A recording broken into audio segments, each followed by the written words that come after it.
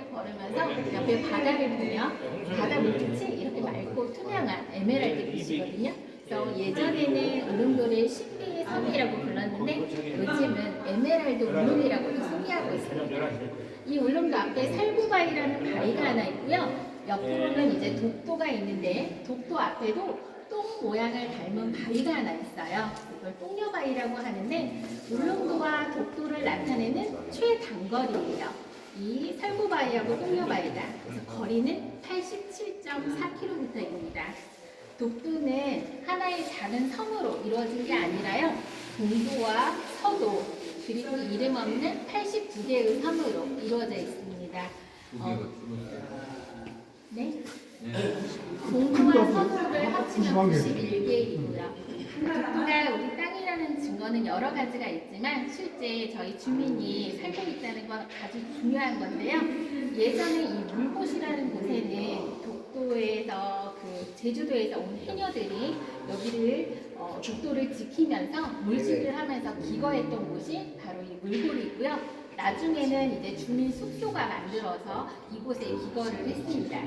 지금 현재는 이곳은 다 비워져 있는 상태고요. 대부분의 중요한 시설들이 여기 동도에 집중되어 있습니다.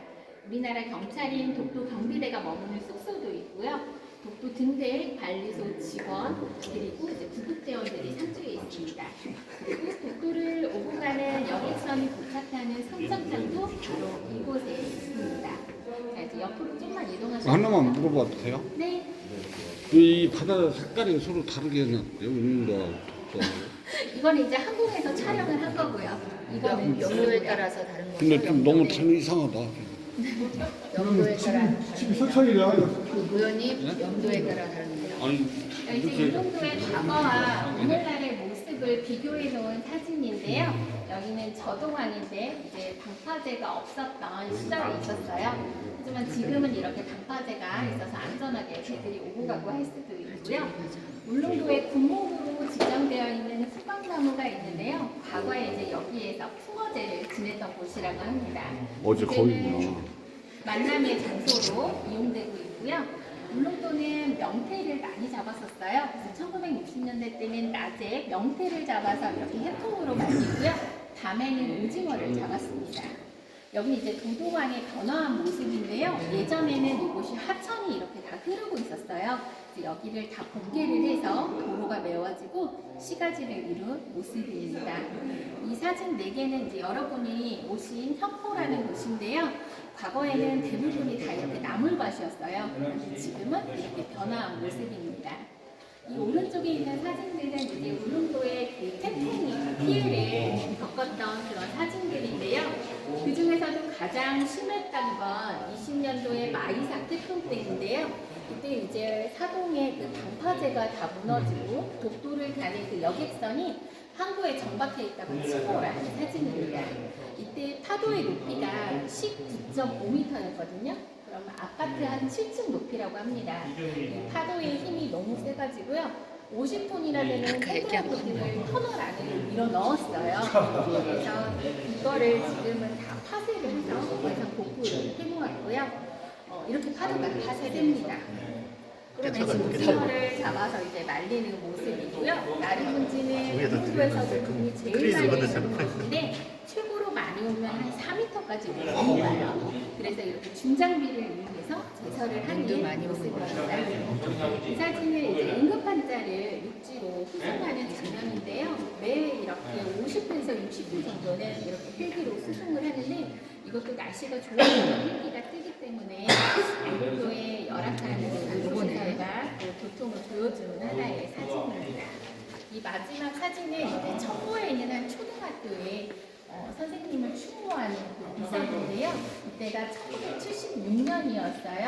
그때 당시에 이제 이 학교에 15분의 선생님이 근무를 하셨는데 그 중에서도 이 경종이라는 선생님은 제자를 사랑하는 마음이 각별했다고 해요. 그런데 이날 15분의 월급을 찾고 학생들의 그 육성회비를 대납해주기 위해서 이제 볼일을 보러 가셨다가 이제 돌아오시는 길에 만덕호라는 이 배를 타셨는데 이 배가 이제 그날 기상이 좋지 않아서 침몰을 하게 됐어요. 그러면서 그 배에 있던 어린 학생들을 선생님이 구하시다가 돌아가셨거든요. 그래서 그분을 추모하는 그런 기석이 이렇게 세워져 있습니다. 반대편으로 보실까요? 여기는 이제 울릉도와 독도를 유형을 이렇게 해놓았는데요. 파란 판이 바다 해수면을 뜻하고 있어요. 그래서 이 바다 해수면 밑으로 울릉도와 독도가 이 해저 밑에서부터 시작이 돼요. 그래서 우리가 알고 있는 울릉도와 독도는 아주 작은 섬이라고 생각했지만 실제로는 이 해저 밑에서부터 시작이 되는데요. 이 높이가 이 바닥에서부터 시작하면 울릉도는 3,000m가 좀 넘고요. 엄청나네. 독도 같은 경우는 2,300m 정도 된다고 합니다. 그리고 이 바다 위로 떠오르지 못하고 묻혀있는 해저 산들도 있는데요. 여기 이름들이 다 있어요. 안용복 해산, 그리고 심은택 해산, 이사부 해산이 있습니다.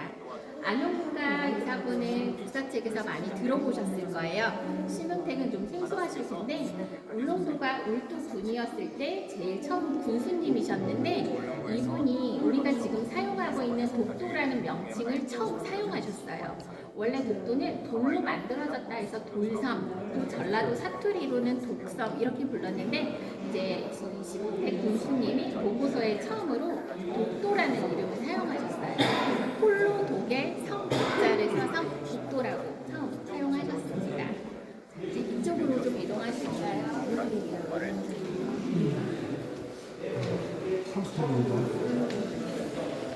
여기 보시면 아까 저희 모형에서 보신 것처럼 울릉도와 독도의 이 바다 밑에서부터 깊이가 굉장히 깊다는 걸 알 수 있는데요.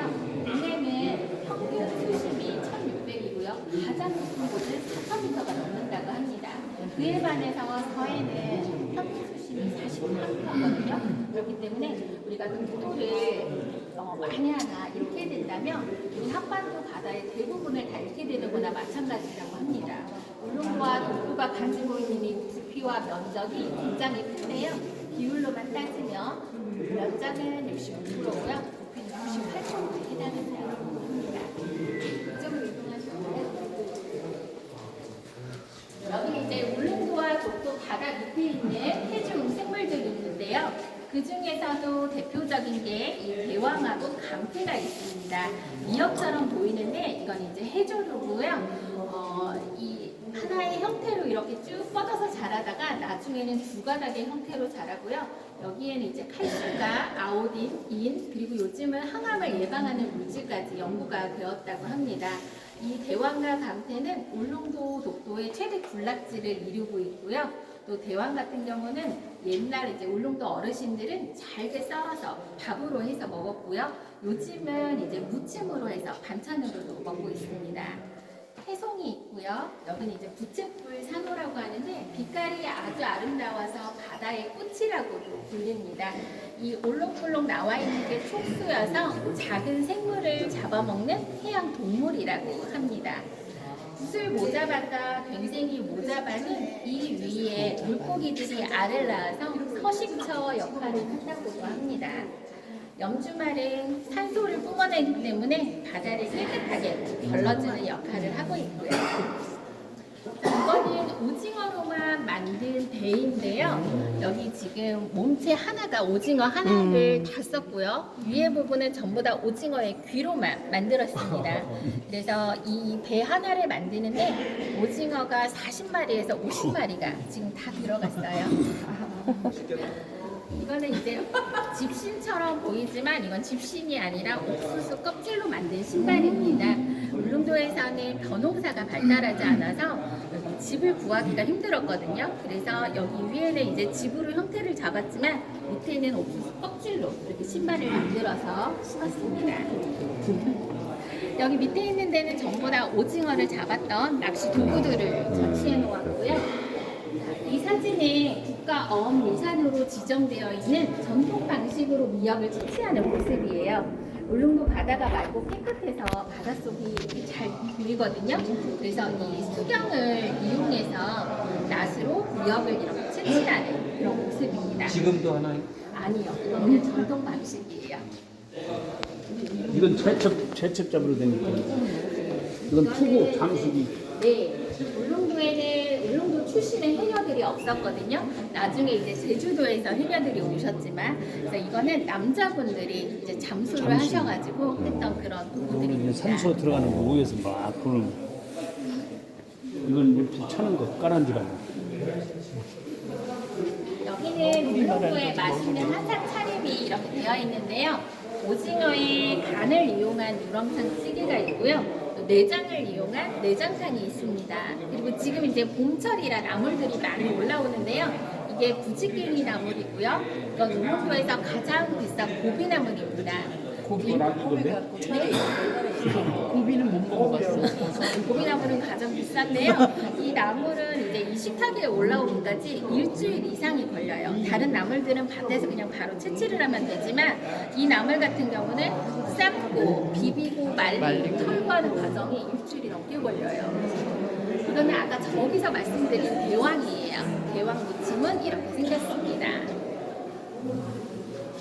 이 사진은 울릉도의 어머니들이 자녀의 학비 마련을 과거에 이렇게 하셨다고 해요. 울릉도에서 가장 추운 겨울철에 파도를 맞으면서 이 바위에 김을 이렇게 긁어내서 김을 말려서 했는데요. 이 울릉도의 돌김이 유명합니다. 이 사진이 이제 꽁치닭이 사진인데 1960년대 때 울릉도에 꽁치가 아주 많았는데요. 저기 앞에서 설명해드린 것처럼 이 모자반 풀 위에 물고기들이 알을 낳는 습성이 있다고 했잖아요. 그래서 이 배 옆에 모자반 풀을 놓으면 꽁치떼들이 막 몰려와요. 그런데 이 아저씨처럼 손가락에 꽁치를 한 마리를 걸어서 유인을 하는 거예요. 그럼 그걸 보고 이제 꽁치들이 막 올라오면 그때 어떤 도구도 사용하지 않고 맨손으로 그냥 꽁치를 잡는데요.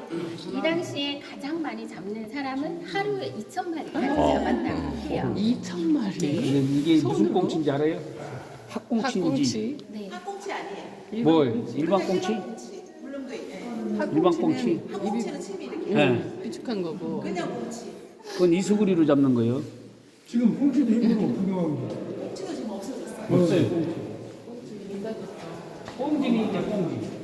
아까 말씀드린 것처럼 울릉도에는 이제 울릉도 출신의 해녀들이 없었다고 말씀드렸잖아요. 그래서 제주도에서 해녀들이 왔는데요. 해방 전후로 해서 많게는 40명까지 해녀들이 왔어요.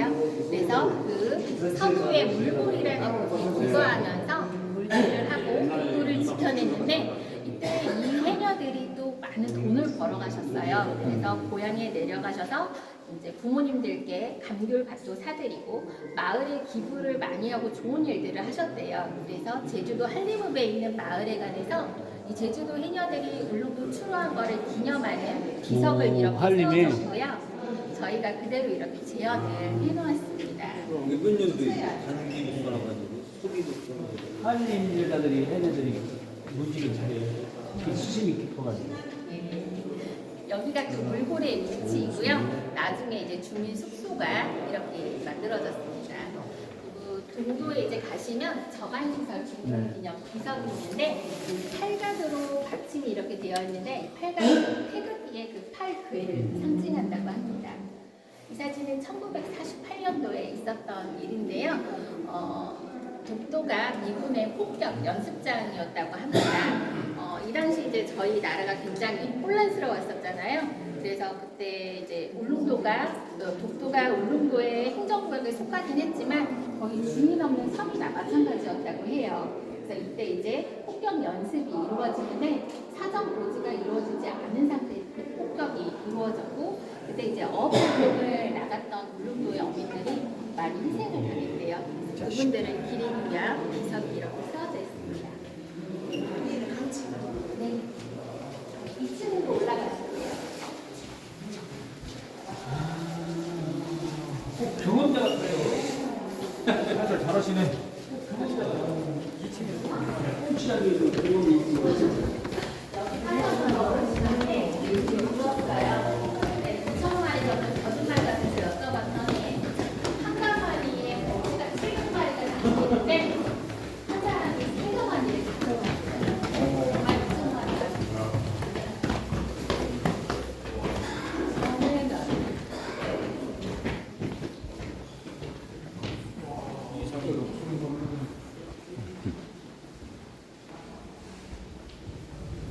자,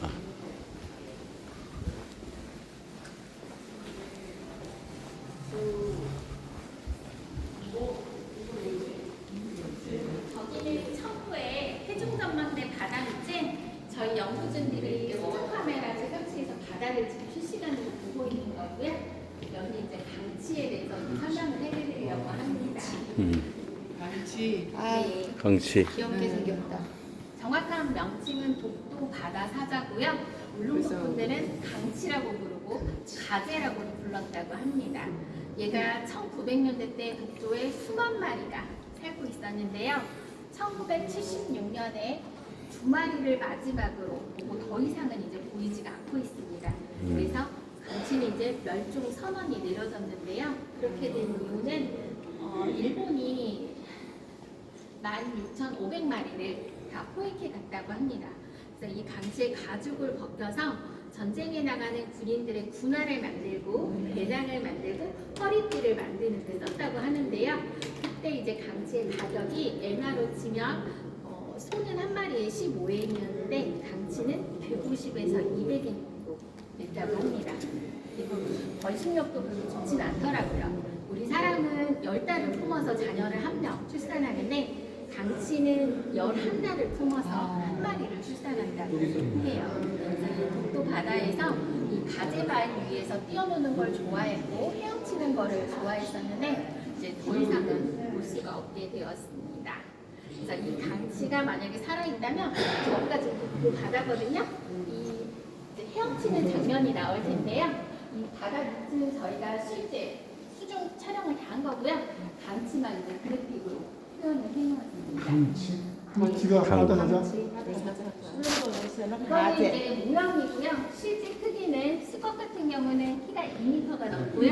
이제 무게는 한 500kg 이상 된다고 합니다.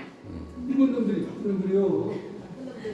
박스에 그 나무 상자에 담아가는 거 봤잖아. 우리 사진으로. 네, 설명은 여기까지 해드렸고요.